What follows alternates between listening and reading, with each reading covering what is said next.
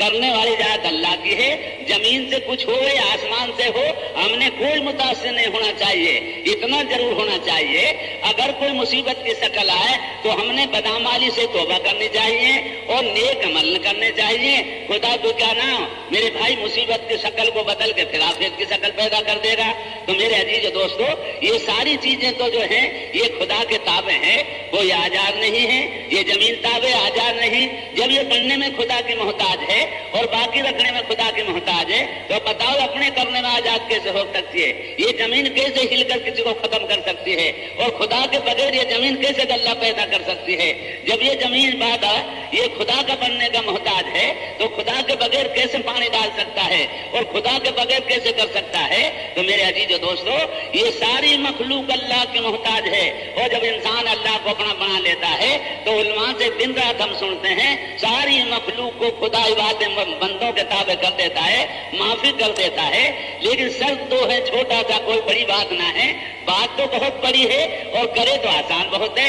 دل ہمارے پاس اللہ نے دے دیا, اس میں شرک نہ ہو, توحید ہونی چاہیے.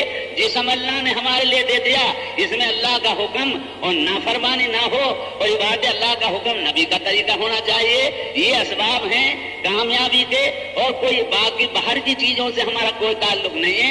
نہ ان میں ہمارے نقصان پہنچانے کی طاقت ہے نہ کوئی نفع پہنچانے کی طاقت ہے. نفع نقصان کے فیصلے تو پیارے آسمان سے ہوتے ہیں اور اعمال پر ہوتے ہیں. اجے یوسف رحمۃ اللہ علیہ فرمایا کرتے تھے کہ جیسا انسان اعمال کرتا ہے اعمال آسمان کی طرف جاتے ہیں, اور جیسے اعمال جاتے ہیں آسمان سے فیصلے زمین کی طرف آتے ہیں. اعمال جاتے ہیں آسمان کی طرف اور فیصلے آتے ہیں زمین کی طرف. یہ نہ دیکھے کیا ہو رہا ہے, یہ دیکھے اعمال کیسے ہو رہے ہیں.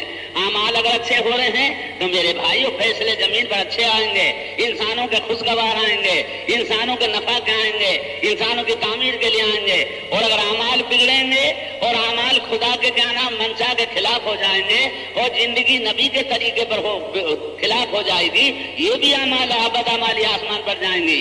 پھر باتیں زمین پر مصیبت آئیں گی. زمین سے بھی مصیبت نکل سکتی ہے, ہواؤں سے بھی مصیبت بھیج سکتا ہے, پانی سے بھی مصیبت آ سکتی ہے, ملکوں سے بھی مصیبت آ سکتی ہے. مصیبت کیا نام راحت اور مصیبت کسی کے ہاتھ میں نہیں ہے. یہ تو بنیاد ہمارے اعمال ہیں, فیصلہ خدا کے ہوتے ہیں.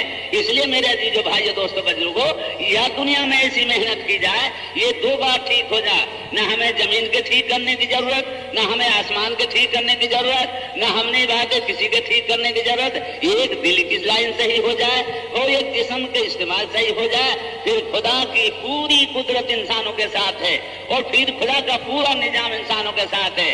نہ بیچارہ یہ آسمان کچھ کر سکتا ہے کیونکہ اللہ کے تابع ہے, نہ زمین کچھ کر سکتی ہے یہ بھی اللہ کے تابع ہے, نہ کوئی پانی سیلاب لا سکتا ہے یہ بھی اللہ کے تابع ہے, نہ کوئی ہوا میں طوفان آ سکتا ہے یہ بھی اللہ کے تابع ہے. ساری مخلوق میں جو حرکت آتی ہے وہی باتیں اچھی حرکت آتی ہے انسان کے اچھے اعمال پر, اور یہ باتیں مصیبت کی لائن کی حرکت آتی ہے. تو میرے بھائی دوست مجلوگو, ہمارے اعمال کے بگڑنے پر اس لیے اللہ نے جناب محمد رسول اللہ صلی اللہ علیہ وسلم کے راستے سے ایک محنت پوری امت کے دلوں میں توحید آنی چاہیے اور پوری امت پہ ایسی محنت ہو جائے ایک ایک مرد پر, ایک ایک عورت پر, ایک ایک بچے پر اللہ کے حکم نبی کے طریقہ جانا چاہیے.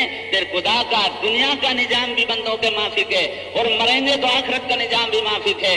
اللہ نے میرے عزیز بھائیوں کہیں کوئی خطرہ نہیں ہے, نظام سب اللہ کے ہاتھ میں ہے, نہ نظام کسی فرشتے کے ہاتھ میں ہے, نہ نظام کسی نبیوں کے ہاتھ میں ہے. پوری مخلوق کا نظام اللہ کے ہاتھ میں ہے اور مخلوق کے نظام کو انسان کے اعمال سے جوڑا ہے. اعمال اچھے ہیں تو خدا کے فیصلے بھی اچھے آئیں گے اور اعمال بگڑ جائیں گے تو فیصلے ہمارے خلاف آئیں گے.